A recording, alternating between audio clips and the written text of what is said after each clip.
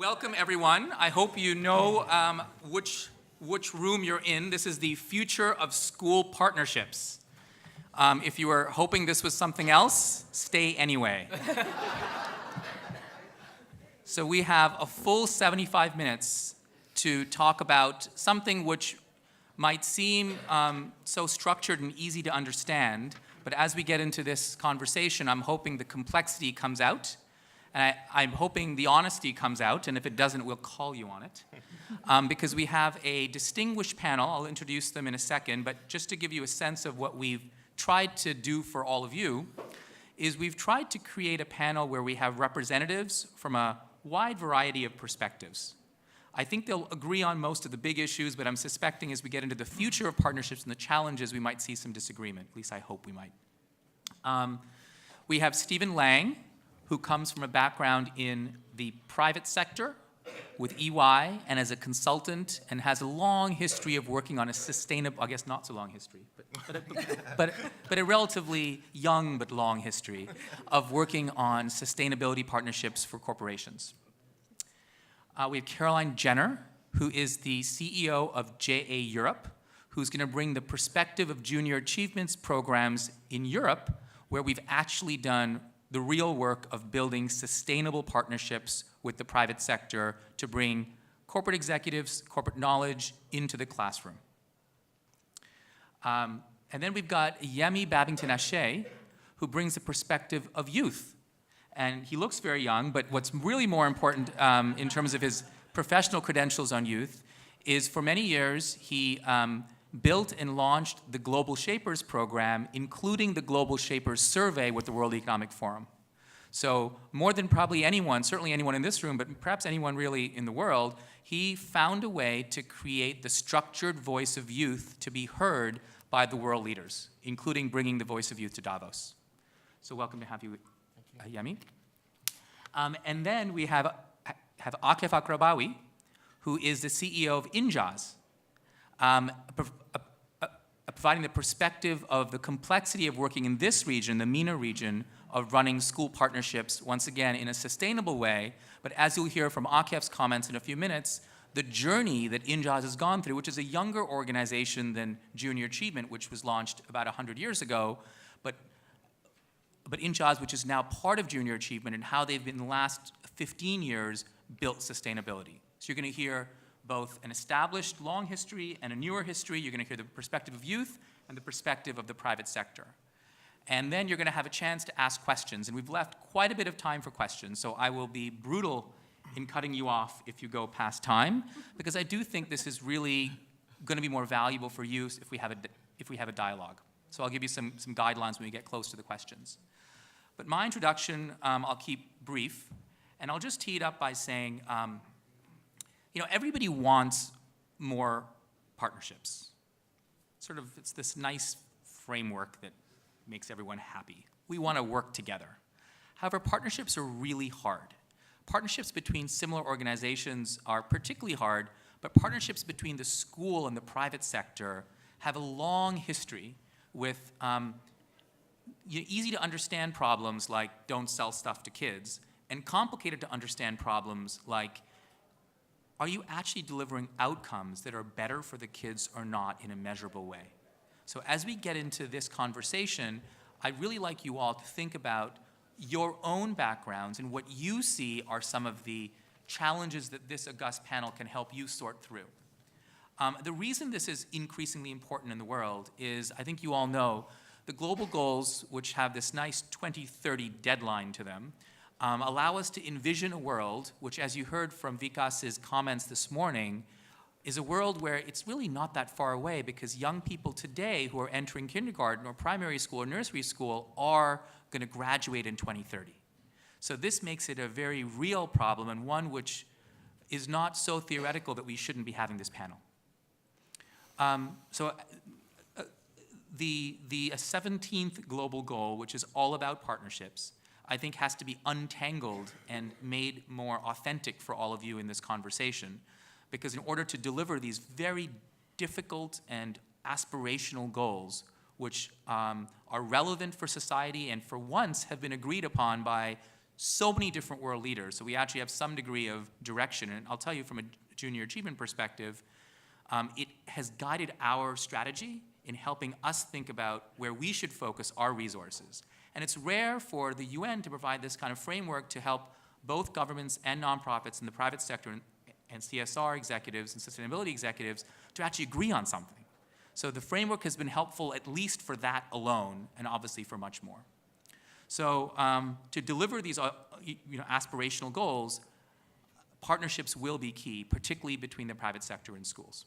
So that's the framing for this. I have some colleagues in the room I want to acknowledge. I will say, in full disclosure, I'd ask the organizers of this to make this panel kind of all about the best practices and learnings of junior achievement. So the 6 regional CEOs of all the different divisions of junior achievement are all here in this room. I want to acknowledge their presence because we have 2 on stage, but Jack Kozakowski from JUSA is right there, Jack, and Elizabeth Bintliff, who's CEO of J Africa, is right here. Vivian Lau, CEO of J Asia Pacific, and Leo Martelletto, CEO of J Americas, is right there. So we have the full force of junior achievement here to hopefully be available for any questions as we get into the mechanics of this panel. But this is very much, I think, about different perspectives. So with that introduction, Stephen. Thank you, Asheesh. Good afternoon, everybody. It's an absolute pleasure to be here. As Asheesh said, I'm representing the private sector. I'd spent the last, 15 or so years advising companies really on how to become more sustainable. What I realized in giving that advice as companies kicked off innovation projects, figured out how to enhance their social impact or reduce their environmental impact, in almost all of those projects, there was one key piece missing, and that was the voice of youth. So I just saw this whole market of companies designing the world that young people will inherit without really actively engaging that generation. It's a glaring gap. So I left that role and I set up a business to try and correct what I saw as a significant market failure. So I want to kind of frame my context, frame my comments in the context of the global goals, as Asheesh alluded to, because they represent an enormous transformation across all industries. It's going to redefine companies, it's going to reshape the world of work, it's going to drive multiple partnerships, and it's also a phenomenal learning and education opportunity for young people. In my view, if we really want to effectively equip young people for the world of 2030, we have to involve them more directly and in a more meaningful way in the innovation process that is happening around the global goals, and I don't see that happening much to date. One of the key projects that Caroline and I have been working on is in the global fashion sector. And if you look at the business opportunity in the global goals, which is estimated at some $12 trillion, the fashion sector is valued at about $5 trillion. And in the last month or so, around 64 companies that represent over 50% of that market came out with very, very bold, ambitious targets related to circular business models, sourcing more sustainably. Again, as I mentioned before, there is a complete absence of young people, more or less, in that activity. And so we are in discussions with the fashion sector to engage and involve young people more directly in the industry innovation that is happening there. And in so doing, that equips young people with the skills and mindsets they need. It provides them with a way of thinking about problems that will become increasingly critical. And it also unlocks their voice as a force of transformation, really. There's nothing that moves a company more quickly than what young people think and feel. So by connecting them more directly, we see that as an accelerator for transformation. As I said, the opportunity for businesses is enormous. Companies worldwide are looking at how they can redesign products and services, looking at new business models. They're looking at new ways in which they can measure their impact. They're looking at different ways in which they can work with their stakeholders, and they're looking at a very wide range of partnerships. All of that presents a really fertile ground for education for young people to be trained in things like systems thinking and design thinking, how to measure impact and trade-offs around open innovation, around collaboration. But again, most companies are not really engaging young people in that way. One of the key things that I've been doing in the last few years is working in quite complex partnerships, and I know you were keen for us to get onto partnerships, but I was part of a project to develop something called a natural capital protocol, which you may or may not be familiar with. Basically, it's a rule book, if you like, on how to measure impacts on nature. And the natural capital protocol was produced over the course of 2 years by around 50 organizations working in 2 consortia. We were working, I was with EY at the time, but our primary competitors were also involved, NGOs, government, sort of government representatives, policy experts, as well as the private sector. So we had to figure out, across these 50 organizations, how are we going to work together to deliver this when you've got competitive tensions there, you've got a whole raft of different interests, and it was complex. So we took away quite a lot of learning from how that partnership works. I think the first key learning, I would say, is there has to be a bigger, more meaningful purpose to the partnership than anything to do with self-interest and money. Everybody involved in that project, frankly, lost quite a lot of money. It wasn't an efficient sort of money spinner for EY in any way. It was a bigger thing. This was about delivering something which has a much higher purpose, and I think that's where the goals are so critical, because they can provide a focal, motivating point to see you through in a partnership through the difficult times. There will always be difficult times. The second thing that we did in that partnership was we were very open from the start about where we disagreed, and we created room to argue and express points and counterpoints very openly. So we built that into the way that we ran the project. Third key thing I would say is be prepared to be flexible. Whatever you might write down at the beginning of a partnership isn't really going to materialize as you might envisage. Things will change, roles will change, but you have to be willing to be adaptable and flexible, and figure out where you can best contribute to the partnership succeeding. But by far of all of those things, I would say the biggest single critical factor is determining a higher purpose that can give you an aspiration to work towards over a period of years. I think I might just pause there, actually. Great. So Caroline Jenner, I'm going to just sort of tee up this by saying, please tell us a bit about your journey in the past and introduce yourself, and then kind of focus on the challenges, and then tell us about the future. Thanks, Asheesh. Well, I've been with the organization for 20 years, based in Europe, and what's very interesting is this type of partnership which has really been developing, accelerating at great speed in Europe for these last 20 years. So this kind of engagement between the private sector and schools has gone from being a bit taboo to being something that is very, I won't use the word popular, but people are saying we need this and we want to do more of this, and this is quite essential, and the language has completely shifted over the last 25 years.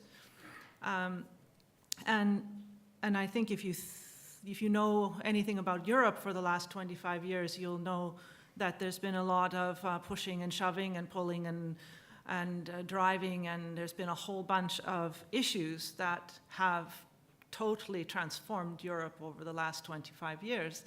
And all the headlines in the time that I've been working with JA have been about youth unemployment, have been about skills gaps, have been about the enlargement of Europe and the reunification of Europe, and many of these partnerships that have come out of this higher purpose issue has been about all of the institutions of society getting together to make sure that all of this goes in the right direction. So I remember we did a survey with young people. You were speaking about the voice of young people. We did a survey in 2005, I think. It was 5 or 6, something like this. And this was fresh after enlargement. And we were asking young people what did they think about the future. And it was quite clear that the people in Western Europe were very pessimistic. The young people in Western Europe were worried. They thought this was all, everything was problematic. And the people in Eastern Europe were thrilled. The opportunities were great. The optimism was fantastic. And then we also asked other questions. Those who had had experiences in school, partnerships like we are talking about, where they'd been exposed to interesting role models. They'd had what we call entrepreneurship education. It's something, this is what JA does a lot of. They'd had experiences of enterprise. They'd been involved in real world situations. Those, if you took that group out, they were much more optimistic. They thought they had great opportunities. They had great plans for the future. They were the entrepreneurial ones. So out of all that, you carved the divide of the East and the West, optimism and pessimism, and then right in the middle you had all these ones who were able to solve those problems because they thought they had solutions in front of them or possibilities in front of them. This has been my experience, and I find that fantastic.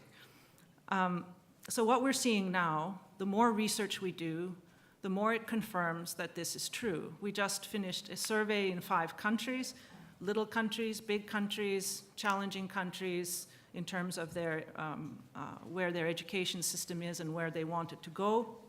And the consensus was true that these kinds of partnerships, they see the benefits now, and they want more. So they're saying it brings positive changes to teacher-student relationships, because it's more interesting, more dynamic, more motivating between the students and the teachers. They say it improves the students' motivation and their school performance. So they might be doing this over here with a partnership with JA, but over here they start performing better in all these other subjects because there's something more motivating about what they're doing. They say it has an impact on their key competences, and that it makes them feel more connected to the real world, to the modern labor market, and to their decisions for education in the future. And also, it totally changes the culture of the school. We use the lingo of a more entrepreneurial school environment, but it is, in essence, perhaps a more open and community-oriented school environment.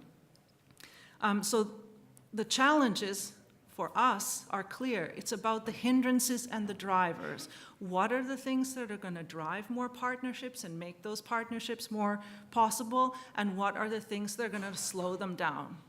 So these partnerships, by being, let's say, in sectors that are highly relevant for employment in the future, that are growth industries, that are really, in a way, there's a lot of trendy, very important information that's coming into the school because of the engagement with that sector, that otherwise the school is a little bit behind, lagging behind, and needing access to this information. This helps speed that up, narrow the gap. We talk about the skills gap. A lot of it is just because of that, and we can narrow it.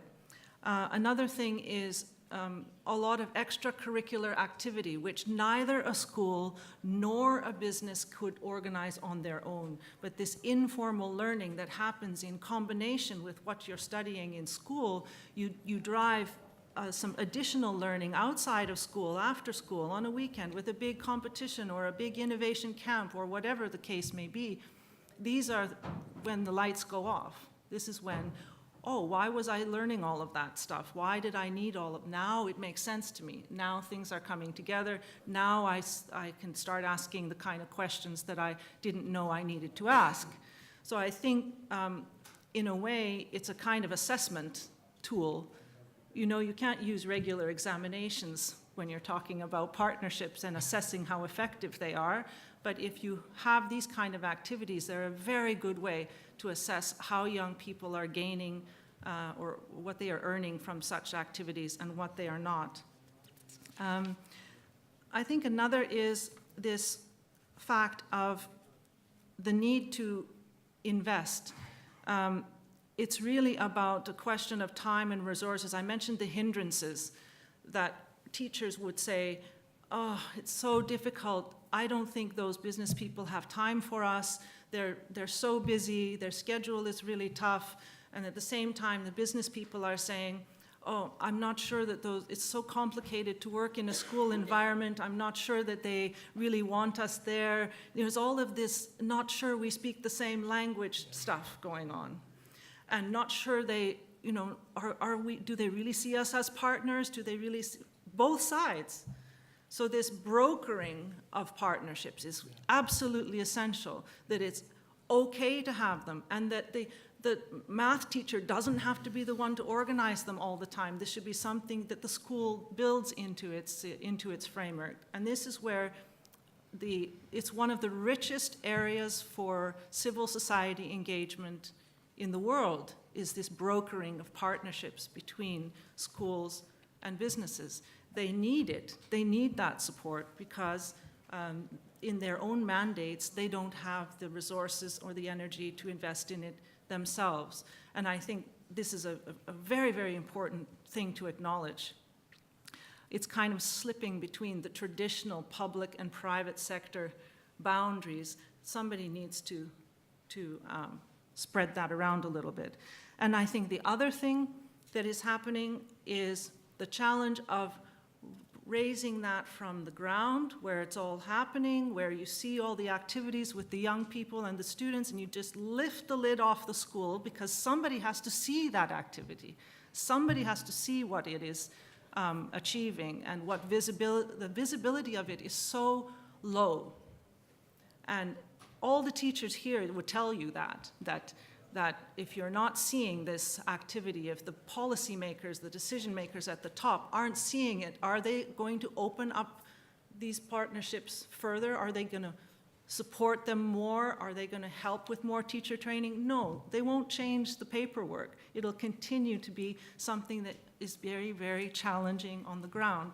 So I think one of the things about these partnerships also has to be an imperative to engage the policymakers with you, with the schools, with the business people, at the same time as you want to do this for the students. So communicate the benefits, communicate the impact, communicate the learning outcomes, and communicate the costs that are being saved by doing it this way. I don't know what the numbers are, but I think it's more than 450,000 volunteers, Asheesh, that are involved just with junior achievement programs. If you add up all the other NGOs that are bringing these kind of partnerships to fruition, it's thousands and thousands of man-hours that are going into this. It's worth so much, in addition to the extra time teachers put in addition to, you just add it all up, and what the return is for society, well, it's enormous. So I think we need to think about really that higher purpose. It doesn't mean we should stop just because it's a lot of work to organize. It doesn't mean we should stop. It means we should just find better ways to do it. And I think my last point is that it's not just the big corporates that we're talking about. A lot of people say, oh yeah, they can do that because they're big companies. Well, actually, no. It's small, medium enterprises. There are thousands of, I would say even more, small, medium enterprises doing this. Why? Because they have kids going to school. They know what they need to know. They want to be engaged. So I think we should remember there's a huge groundswell of businesses out there who want to give back in the same way that you might hear more of from the corporates. Great, thanks, Caroline. Because Stephen was short by about 30 seconds or so, I'm going to give you 30 more seconds because I'm looking at the audience and I'm thinking that one thing which may be unclear, because we've been talking about partnerships in such a theoretical way, Could you get super practical and spend 30 seconds and just give us a very specific example of a partnership between a school and a company and how it works? 30 seconds. 30 seconds. A very interesting one was with the car company Hyundai. And Hyundai has, car industry now is pretty much a software industry, very, very high tech, and these cars are just very sophisticated.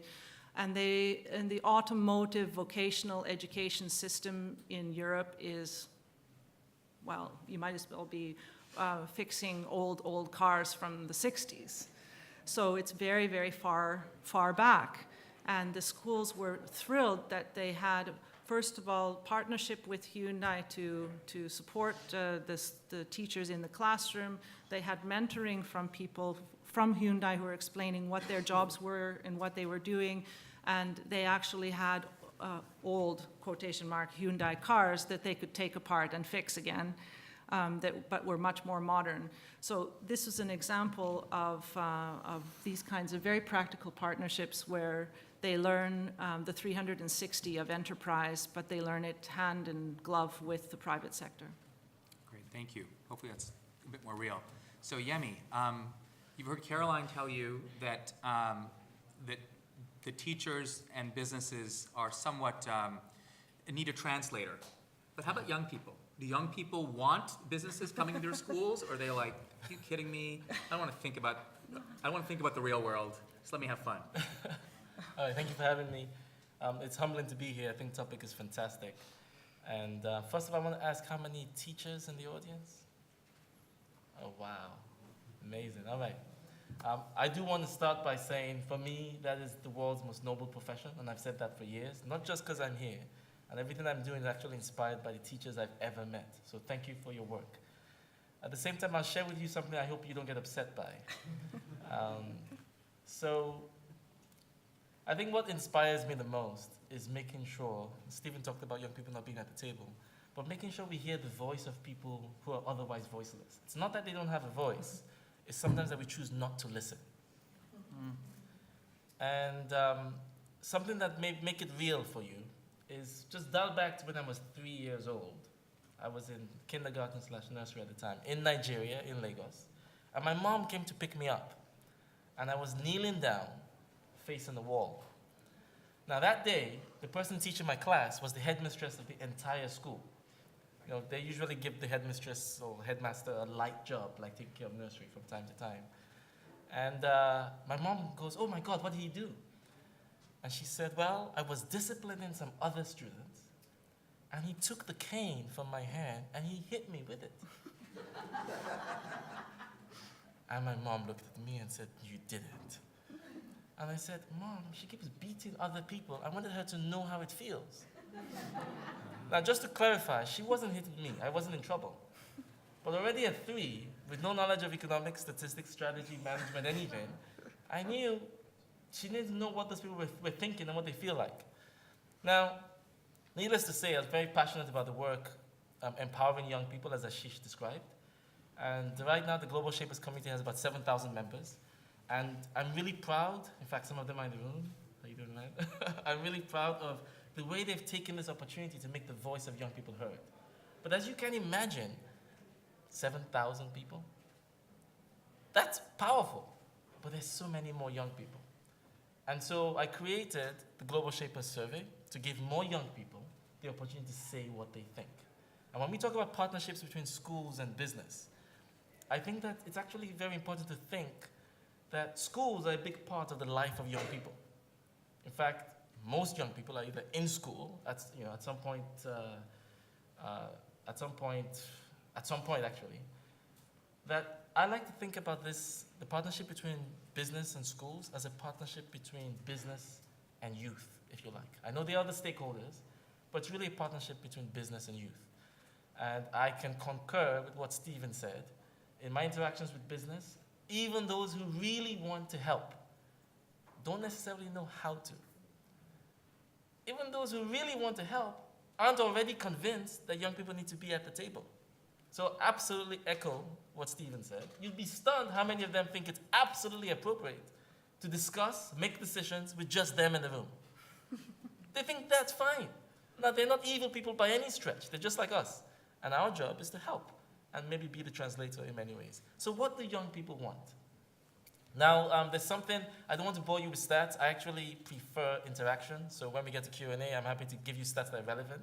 But if you want stats of your own, the Global Shapers survey last year collected more than 30,000 responses from 186 countries. We're doing it every year. You can check it out yourself, shaperssurvey.org. The data is not behind the paywall. That wasn't easy to achieve. I'm very proud of it. You can download the entire data set. It's not behind the paywall. You can do anything you want with it. And the best thing you can do with it is to use it. Now, what do young people care about? What do they want? I can kick off with education. Of course, there's many things, but check it out. Education is a big, big thing that young people care about. In fact, I'll give you some stats. Why not? Sorry, you're bored. But all right. So we ask one of the big questions we ask every year is, what's the biggest challenge in your country? And in this past year, education was number 4. The first challenge was government accountability / corruption. The second one was inequality. The third was jobs. And number 4 was education. We asked, what is the biggest driver of inequality? I think you all know that young people despise inequality. And they speak out against it. So what's driving inequality? Education came out number 3 across the world. So they said the number 1 thing driving inequality was corruption. I think you would agree. Number 2, income. Hey, inequality is very often about income, so that's not surprising. But number 3, education. And they concur across the world. And then we asked them, what sectors in your economy are ripe for disruption, especially by technology? What sectors really need to change? Does anybody want to guess what was number 1? Yes. No competition. It's been number 1 every year we've run this survey. So, on the one hand, you can think about that as an opportunity for partnerships. On the other hand, for those of you entrepreneurs out there, it's a business opportunity. Young people are telling you there's something that needs to change there. Step up. Number 2, by the way, is healthcare. But education is absolutely a priority. Now, there's always sometimes a difference between what people say and what they do. And I can tell you that with the Shapers community, I don't know if you know what it is, but essentially it's a network of teams of young people working locally to address local issues. Is that okay? Now, the beauty when people do stuff is you can check for the gaps between what they say and what they do. And so we check. Now, Global Shapers in the last 5 years alone have run projects that have impacted over 1 million lives. What thematic area is number 1? Education.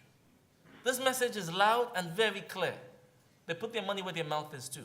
So when they're going to take time out of work, out of their private lives to do anything, that's where they focus. And so there couldn't be, if you like, a more ripe topic for this conversation. If the partnership between schools and business is really about business and youth, then we have to be thinking about what do young people want? What do they want from schools? What do they want from the world? And how can business be a partner in that process? And I think there's many things we can unpack there. I know Asheesh loves concrete examples. So I'll give you a concrete example. We got loads of them, I told you. It's the number 1 area of activity. But I'll give you one, just in the interest of time. One has actually won 5 national awards in Greece. It's a project called Regeneration. I think it's www.regeneration.gr. But just Google Regeneration Greece Global Shapers, it comes up. And everybody knows youth unemployment is high everywhere. In the world, it's about 13% right now. Some 628 million young people, not in education, not in employment, not in training. In this region, I think it's something like 26%. It's pretty high as well in the Middle East region. It's also very high in Greece. And one of the stunning things, because the way young people solve problems, the way we encourage them to solve problems is learn about the issue. Right? Don't just go out and try to fix it. We have some wonderful stories I can tell you of where they try to just go out and try to fix it. It's really empowering to see them also learn. But anyway, in Greece, they tried to learn first. And what blew them away was sitting side by side with this massive youth unemployment problem, were companies saying, we can't hire any young people. We have jobs we cannot fill. You can call it a skills gap. And so they said, how do we bridge this gap? They launched a project called Regeneration. Because young people were saying, we can't find jobs, and companies were saying, we can't find young people. Now, this project has been running for years. They have a report you can download. They've really professionalized it. It's ready to be replicated, scaled, anything you want.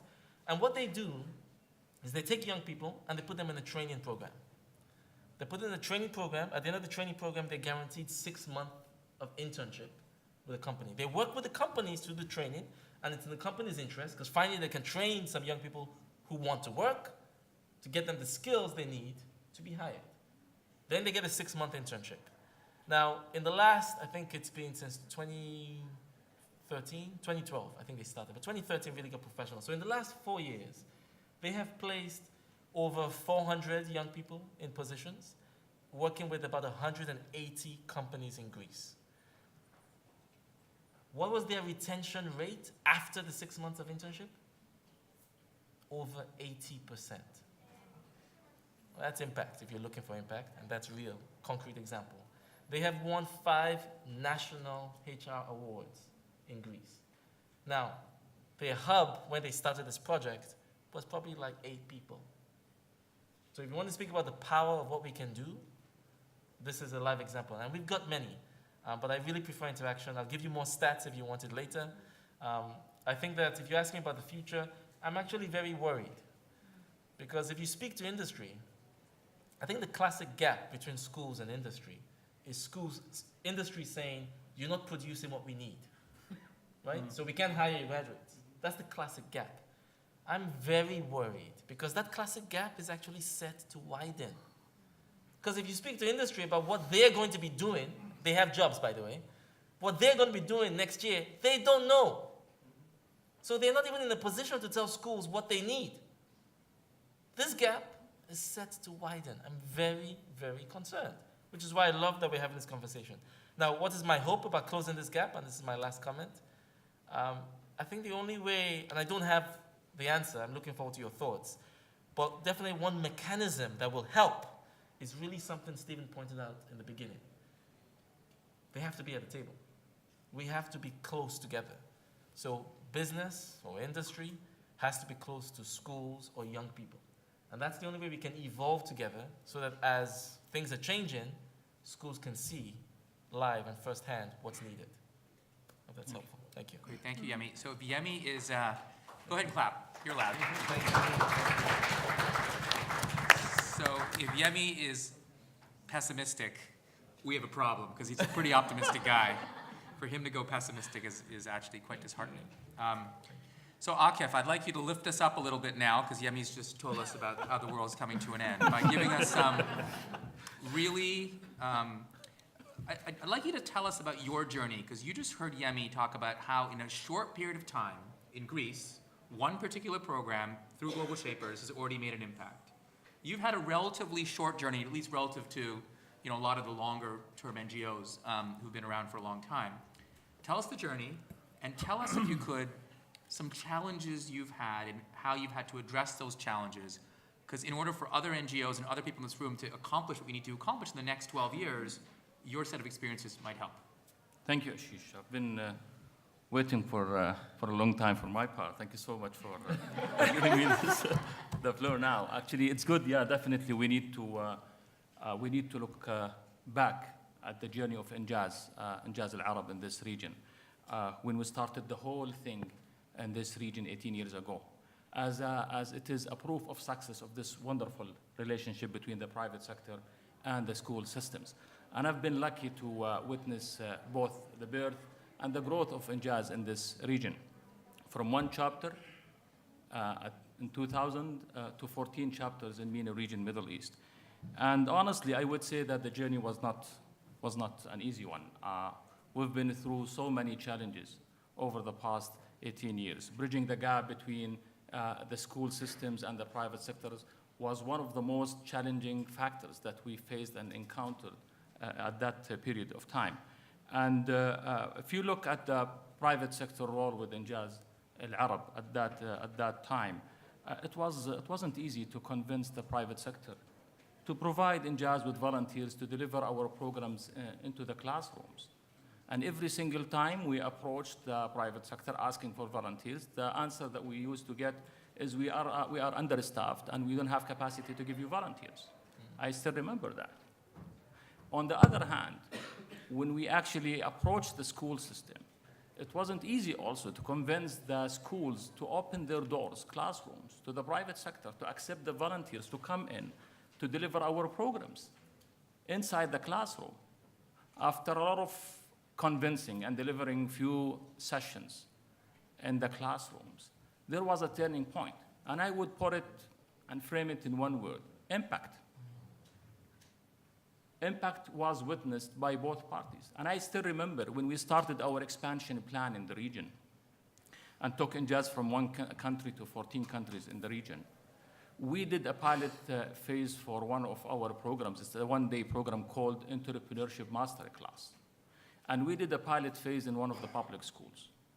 And in short, this program, students are supposed to divide themselves into different groups and assign themselves different titles like CEO, VP for marketing, VP for finance, operations, productions, and so on. And by the end of the day, each group should stand up and present their products and ideas to the students and to the audience. So one of the groups, a VP for marketing, stood up and he presented on behalf of his colleagues and to the audience. And he honestly did a great job. Everybody was blown away by his presentation, to the extent that a school official who was sitting next to me, he whispered in my ears, telling me, "What did you do to this student? He's an academic failure. He is an academic failure." The school official was trying to tell me that this student couldn't exhibit his talents in our traditional classes. And he ended up asking me to implement this program in that school, in every single classroom in that school. And we did, of course. But again, impact made it easy on us, Caroline. Impact should be, again, visible to the private sector and to the school system. So impact made it easy on us. And believe me, we heard it in so many occasions, conferences, that this is, whose responsibility is this? Is it the private sector or the government, ministries of education and the school system? And our experience with Injaz tells us that neither the private sector nor the school system can make it alone. But together we can make quantum leaps and we can achieve a lot of achievements. And honestly, that is the key drive behind all our achievements that we have doing over the past 15 to 18 years. Without the support from the private sector, the volunteers that they are giving us their time and expertise, and without the support that we're getting from our schools and our teachers, it would have been difficult to reach where we are today. And speaking about where we are today and the achievements, Injaz today was able to impact more than 2.7 million youth over the past 17 years. We're partnering with, thank you.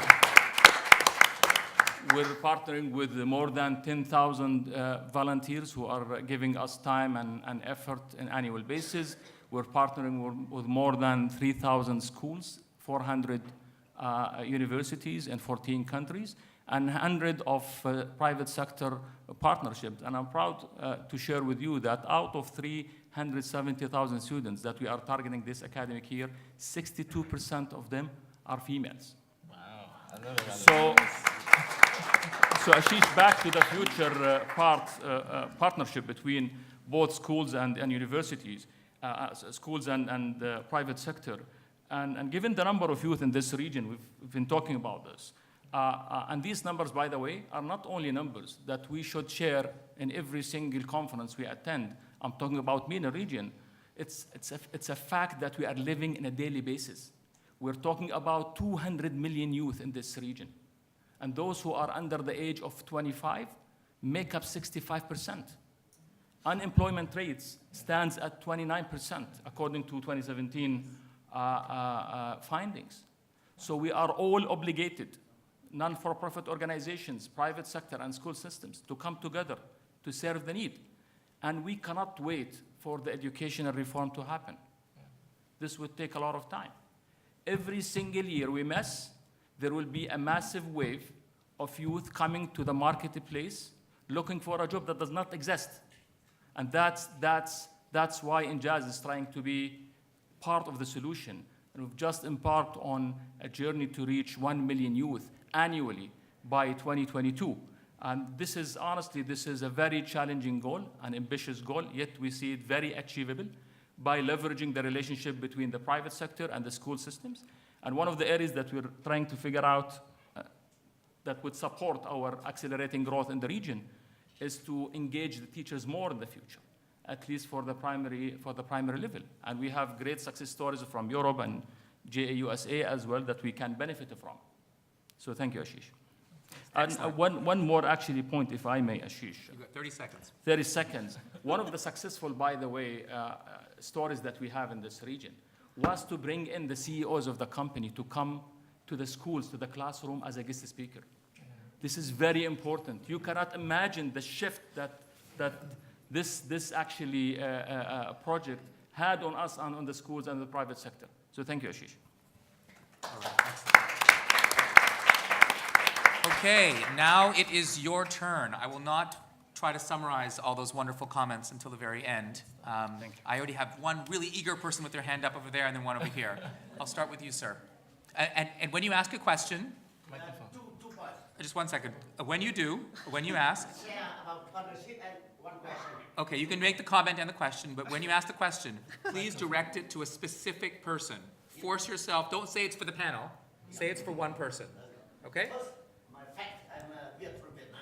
Okay. Microphone. Here. Microphone. I could never.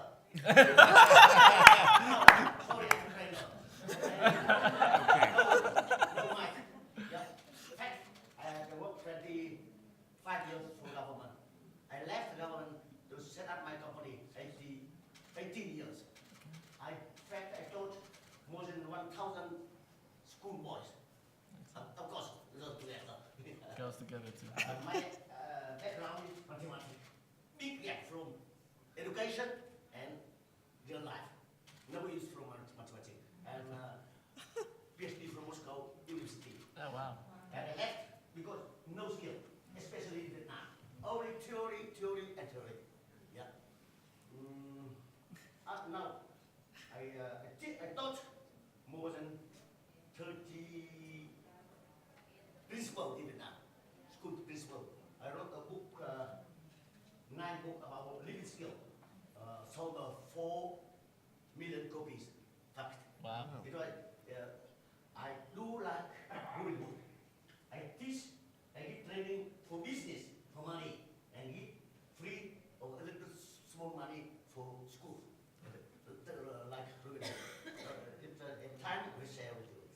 When I come here to find partnership, having good methodology. We are calling it transformational training methodology for disability, especially for teenagers with autism. You know, with autism, only early intervention. The teenager with autism cannot. No practice in the world. But my methodology, no medication, no any pill. But very 1 week or 1 month shift. I come here to find partnership, to spread it through the world. Great, well, thank you for that comment. Thank you. It's excellent, thank you. Okay. No, I find partnership. So the question on the table is, will somebody partner with this entrepreneurial man who clearly will succeed in whatever he does? Yes. Yes. She ma'am. needs a microphone. Oh, she needs a microphone right here, please. And there's one back there, too. If you'd like to introduce yourself, you can, Hi. but I'll Yeah. cut you off if you take more than I'm 30 seconds. Tanjilut. I'm from Bragg, Bangladesh. So thank you. First of all, thank you very much for this very insightful discussion. So my question is I try to be very specific, but maybe to Stephen or Caroline, any of you can answer. So my question is, like, there are different types of schooling systems. So low-cost private school models, government schools, private schools, and all those. So if you can share your experience, like with different schooling system, how difficult or easy the partnership is, and where do you see, what's the future direction for all these different types of schooling systems regarding the partnership? Thank you. Great question. So Caroline, I guess this is yours. Well, it's a very, I would say, obvious question in the sense that there are so many different education systems and people wonder maybe whether you should approach them differently. Our experience has been no, that in fact the partnership, that's something that you can, maybe you would, I'll give you an example. In Germany, they have the dual system with apprenticeship, and we might work with a partnership in the year just before they start the apprenticeship so that they have more preparation. So you might place the kind of partnership, you might time the partnership in a particular way, but the way the partnership works doesn't really change whether you're in a technical education system or in an academic situation. You also find that you might have different number of hours available to you in the different systems. So you might have to adjust how much content you provide in different education systems. But the engagement with the business community is always pretty much the same, where you're coming in, you're working in partnership with a teacher, they guide you with how to work within their particular school. And so we find that we can be quite universal in approaching the school, and the school then adapts to their particular environment. That's been our experience. Thank you. Question in the back. Can I just comment on that, if it's okay, very briefly? Go ahead, yeah. Okay, I think on that point, for me, it echoes a little bit to something that Akef mentioned about how do you convince business that it's in their interest? And that's an important question. It seems to make sense. Now, for what it's worth, and maybe something more positive, since Asheesh wants me to smile, the world is changing. And we have Lord Hastings in the room who can share an example. Microphone at the ready, I'm calling you out. Who can share an example of how the world is changing? Because I would like to say, once upon a time, it really was about convincing business about why should you do this? How is this in your interest? But more and more, the answer is because you can. And because you can, you should do it whether or not it's in your interest. Now, if you want some statistics, check out the Shaper survey. We asked young people, what source do you use to understand a business? What's the most trusted source you use to understand a business? I can give you a hint. It's not the annual report, right? So if you just publish your annual report, sorry about that. It's actually the sustainability report. Out of news sources, annual report, friends, employees, they check out your sustainability report. And that has nothing to do with your interest. It's what you do because you can. And Lord Hastings has a wonderful example of stuff they're doing in a small island called Pemba. That has nothing to do with their business, but they do it because they can. So if you would like to share. And let me just introduce you for a moment, Lord Hastings, so everyone knows who you are. So Lord Hastings with KPMG is also a member of the J Worldwide Board of Governors, and I want to really single him out for encouraging our board to think about partnerships fundamentally differently and make it relevant for the global goals in a way that I don't think without his leadership we could have nudged these 30 individuals to think differently. So thank you, Lord Hastings. Go ahead. Well, I wasn't expecting to talk about that, Yemi. I'd love to talk about schools, which I might come on to a little bit later, but as you asked me for the specific example, I'll give you the specific example, which is that as a business, we took a decision to identify with an extremely broken village community on the island of Pemba, just north of Zanzibar, off the coast of Tanzania, just south of Kenya. There are two Pembas over on that side of the world. It's the broken one, not the smart one with the nice hotels. And at the top right-hand corner of this island was a village community of 10,000 people, which had been abandoned by the Tanzanian government and disregarded by every other NGO who had gone and had a look. And we were asked to go and have a look by Jeffrey Sachs. And that was way back in 2007. And when he said, go and have a look and see what you can do because nobody else is prepared to fix this problem. And I remember going and seeing it and being so aghast with the disgusting worm-infested, fecal-riven community that it was without industry jobs, electricity, healthcare, nothing. And to take a proposition like that to a board of a business like KPMG, where we have no business on the island, and we have nothing to gain from doing it. And the question from the chairman of KPMG to me at the time was, two questions. What is the business plan? I said, there isn't one. And secondly, he said, so why should we do this? And I said, because we can. And it's been 9 years of hard, multi-million-dollar investment, people, time, energy. The final visit I make in the last week of May, every single year I've gone back with a team of accountants where we assess every receipt, Everything is clarified. Not a single bit of money has gone anywhere it shouldn't have gone. It's all a brilliant, sustainable journey with jobs, 5,000 jobs out of 10,000 people in a sustainable seaweed industry that didn't exist before. And all because we said, yes, we can. Wonderful. Thank you. So the gentleman in the back has been very patient. I'm hoping the BlackRock memo will make more companies say, because we can. Yes, So absolutely. thank you. But yes. Hi. Thanks for good discussion. My name is Heram Kulkarni. I come from one of the most happiest country in the world right now. I'm an Indian, but I work in Finland for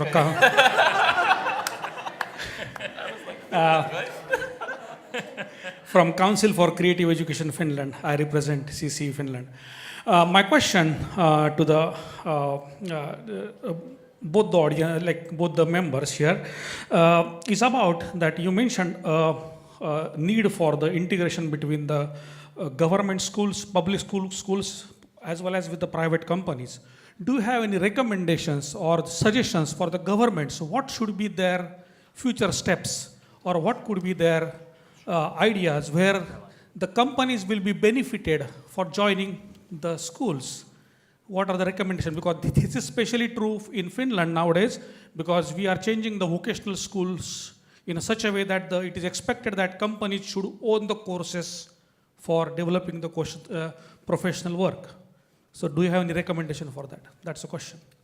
Okay, who can take the government question? I'm happy to help. I used to be a technical advisor for the finance minister in Nigeria, so I'm happy to help. Now, when it comes to incentives, one of the examples I think is India, where they say, I think government's mandated, you must allocate, is it 2% of profits to help in society? Government has a role to play. So I'm not so sure government should micromanage it, but government should certainly be looking to nudge. And so I don't say copy India, but don't do nothing. And there are a few good examples. Tax breaks, right? Of course, again, in the economist hat, I was responsible for fiscal incentives. Fiscal incentives work. I'm not talking about, the Trump tax break, but I'm talking about fiscal incentives. So why doesn't every business that can have a partnership with a school?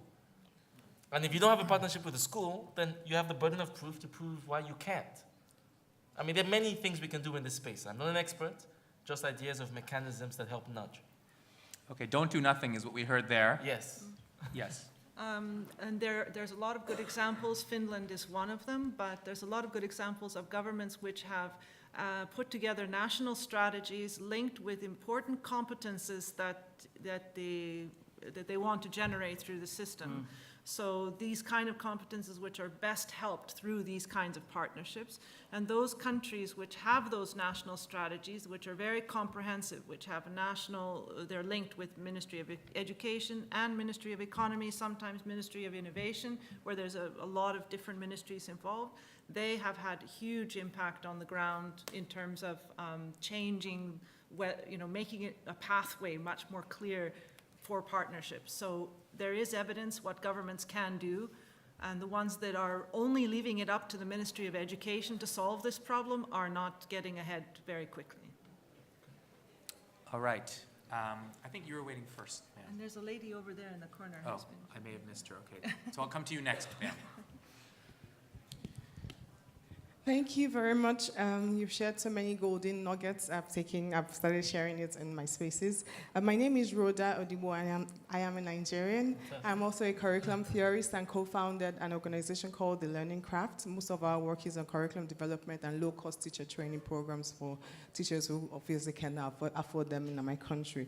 My question really goes it's been sort of answered through, I can't pronounce your name, Akef, with the word impact, and I took that out from your session very strongly. But there's something Yemi said earlier on when he said that we choose not to listen. And I'm in the space of teacher education, working mostly as teacher instructor, and I find that there is that skills gap that you mentioned, especially with our teacher colleges. And on one side, the teachers are asking the teachers to teach them differently. But again, no one is listening. So my question really is, what advice or what will be the one good strategy, maybe in the midst of many, for activating the listening quotient of those who are policymakers or a general just decision statement. You know, we do have administrative bureaucracy issues, but what would be one thing if I were to go back home with your messaging, and what would be one thing I would say, or I don't know, just to activate the listening quotient of those who are supposed to make us listen to what and then influence that, probably bring up these voices and choices. Thank you. Thank you for the question. You know how many strategies are flowing in my mind. Okay, many answers I can give you. I'll give you one. But also, I think there's a lot of expertise in the room, right? This stuff we're discussing, a lot of great work that Junior Achievement is doing, is connected. So people can actually share if they want to. I'll give you one that's hiding in plain sight. If somebody isn't listening to you, find the person that they listen to. And there's so many examples of this in history. One of them is playing out right now with the gun lobby debate in the USA, right? And if young people come out and say, you know what, we want this changed, and by the way, we're voting in 2020, politicians may not listen to activists, but they listen to who's voting for them. And so those companies not listening to you, they listen to somebody. And whether you talk about the supply chain revolution that happened in the 90s, where activists actually stopped talking to the companies and started talking to the consumers, this strategy of shifting your action to who your target actually listens to is effective. There are many others, of course, and we can discuss when you want, but I think that's one, that's a nugget. But I'm in the business of helping make things happen, and so strategy is helpful. Slightly different. I'm sure you would know this. And this is an issue. Yes. Speak to who they're listening to. It's almost impossible to do that. So I understand the concept of impact doing, like, yes, I can. I'm doing something little on my space. But then when we try to do. Okay, I'll give you another one. Nigeria is a special case, and if you don't understand what she just said, I don't want to make my country look bad, but I will try to explain. There are some countries where the people in power do not necessarily report to the population. And so bypassing them and going to the population has no impact. You almost have to find their godfathers, and that's even harder than finding them. Right? So I understand. So I'll give you another one. And this one is also very pragmatic. If they don't trust you, they won't let you in, and they're like, oh, we don't have time, take baby steps. Right? So start really small. There has to be something that they don't mind if you did. Accept and do it. And I'm sure Akef has tons of examples. I have many too. But those baby steps can be really powerful. And one of the examples I can give you is an example in Sao Paulo in Brazil. And literally a group of young people, the Shapers, went to actually a school. It was a school that wasn't sure what to do with these young people. And eventually the school said, okay, well, maybe you can help us with the playground, the basketball, you know. People are not coming for the basketball lessons. I'll cut the story short. The Shapers solved that problem. And then the school said, oh, actually, maybe you can help us with all our after-school programs. They solved that problem. Then say, oh, actually, maybe you can help us with our curriculum. We're having real issues. They solved that problem. And then the school said, you know what? We want to build a new school. Can you help us with that? Now, this is in Sao Paulo. They started really small, and they transformed the entire entity. I'm sure business is a tough nut to crack, but starting small also yields benefits too. And if somebody else wants to chime in. So have you got the hope you need from that answer? Because there's more hope on this panel I can give you if you want. Okay, one more hope, and then I'm going to turn to you. Okay, so Caroline Jenner, you were involved in bringing JA to Eastern Europe after the Berlin Wall came down, where it was very difficult to convince schools to allow you to teach entrepreneurship. Give this young lady a little bit of hope and tell her what baby steps you took to make it happen. Door to door, went to the school, talked to the headmaster, said, we have this, and the motivation was very high because there was really no economics curriculum at that time. So that was very valuable to them to have access to that. And so it was just school after school, talking to them face to face, helping them implement the programs, and then bringing people from the institutional level, from the authorities level, the ones who were handling the teacher training, the ones who were handling decisions for teacher training in the future, inviting them to the school to see what the students had accomplished that year. So the seeing is believing thing. True, yeah. And as soon as they saw it, they realized, that's happening here, here, here, here, here, here, and that's a really good thing. I want more of this because it made them look as good as it made the school look. So that worked extremely well, and it actually went quite viral very quickly because the teachers talked to each other and it spread across the district. So it's possible. Yeah. Absolutely. You've been very patient.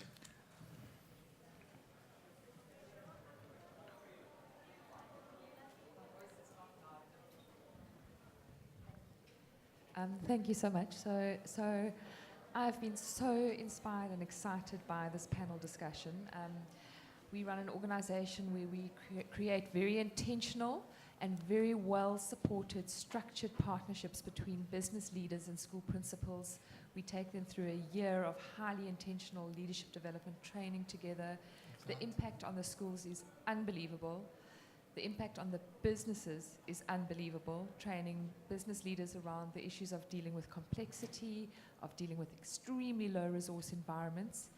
And what I want to ask is really for the chair of the panel, as the Vaki Foundation, we've been looking all over the globe for people in two spaces, people that work in leadership development in schools, because it is an absolutely critical element that has been overlooked for many years. The last year or two has seen a shift in that.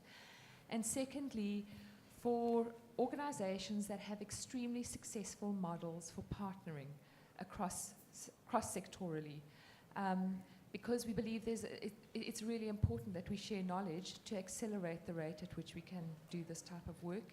So my question is there a space, and can you create the platforms, whether it's at conferences or whether it's outside of conferences, for real sharing on these issues so that it's not a scratch and seek exercise so much? Yeah.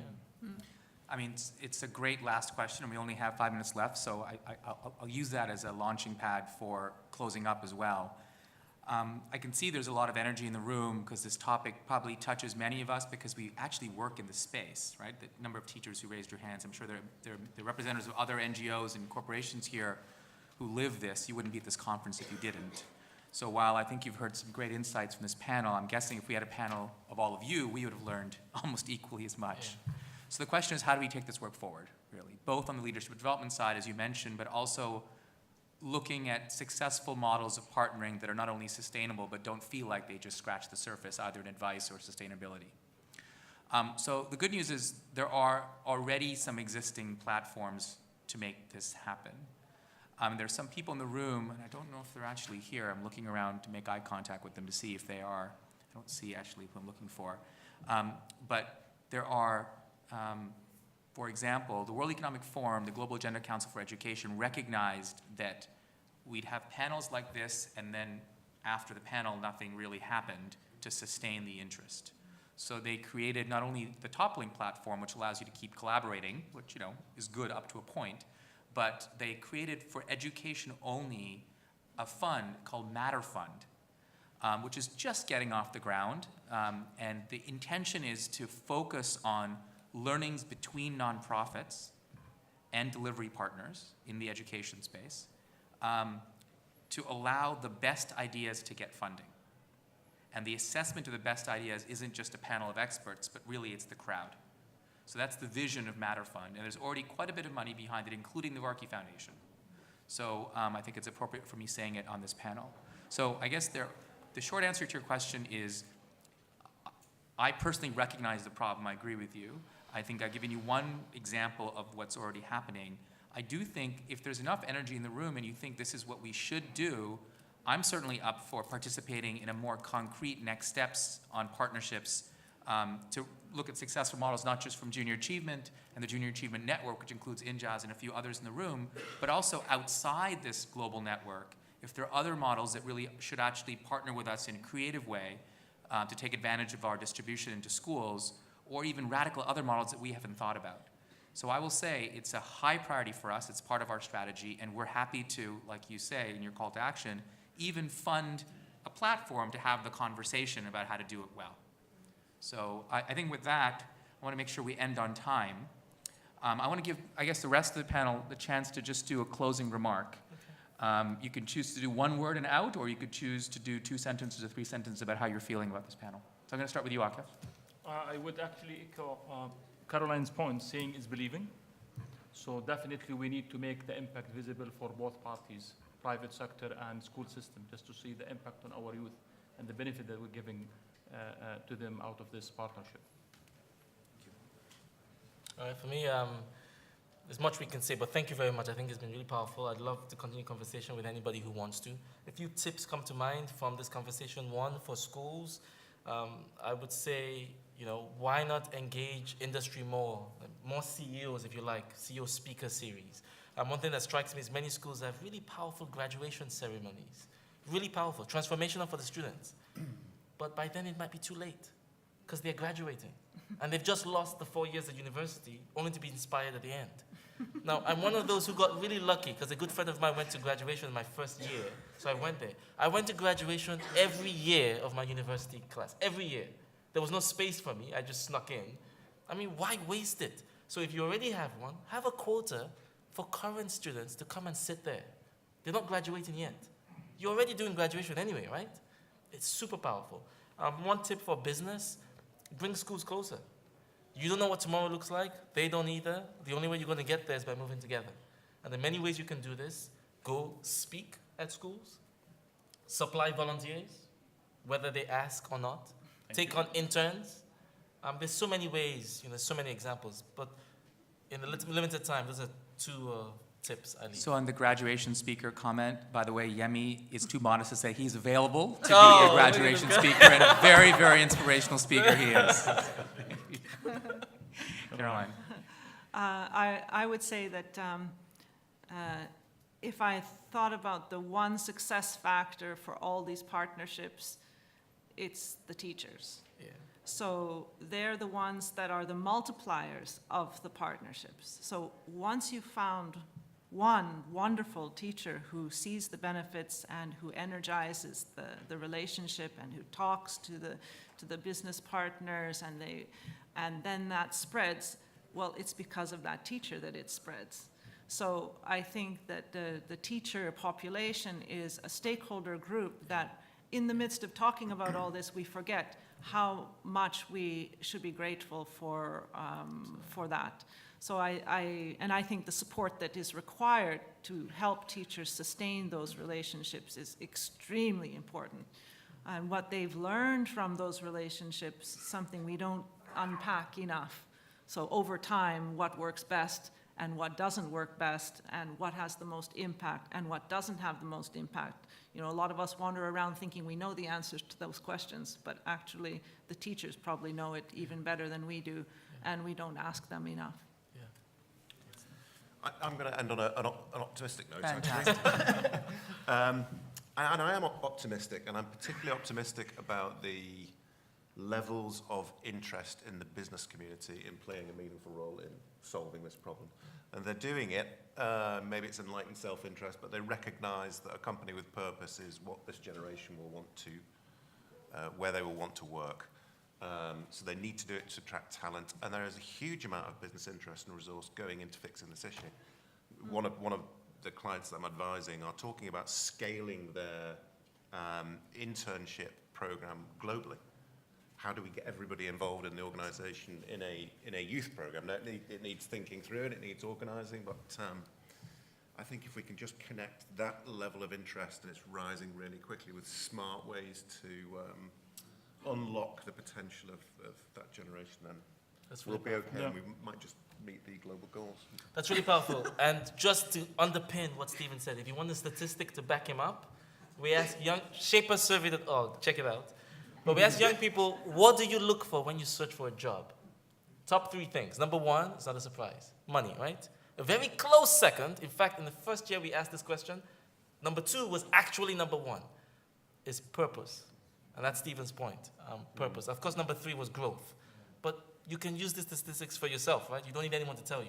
Shapersurvey.org, check it out, data is free. All right, on that very eloquent note that partnerships must have a higher purpose than self-interest, we end this panel. Thank you very much. Thank you, Asheesh. Thank you.